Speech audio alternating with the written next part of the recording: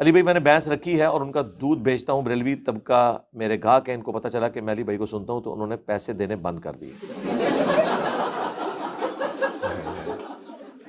آپ دودھ بند کر دیں، ٹھیک ہے، آپ اتنے نہ علی بھائی کے ماننے والے بنے کہ دودھ دیتے رہیں کہ خیر ہے یار فری دینا۔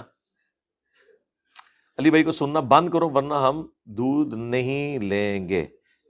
اچھا انہوں نے یہ لکھا ہے، اچھا جی سپوز آپ یہ کمٹمنٹ کر بھی لیں، کیا آپ کے ساتھ کیمرہ فٹ کریں گے؟ کوئی کر سکتا ہے اس طرح کمٹمنٹ کو 24 گھنٹے ساتھ لگا کے جی ہاں یہ لے رہا ہے، دیکھ رہا ہے یا نہیں دیکھ رہا؟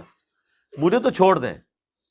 اب آپ جو قرآن و سنت کے ساتھ جڑ چکے ہیں نا، آپ جب تک ان کی ملت پہ واپس نہیں آئیں گے نا، اس وقت انہوں نے راضی نہیں ہونا۔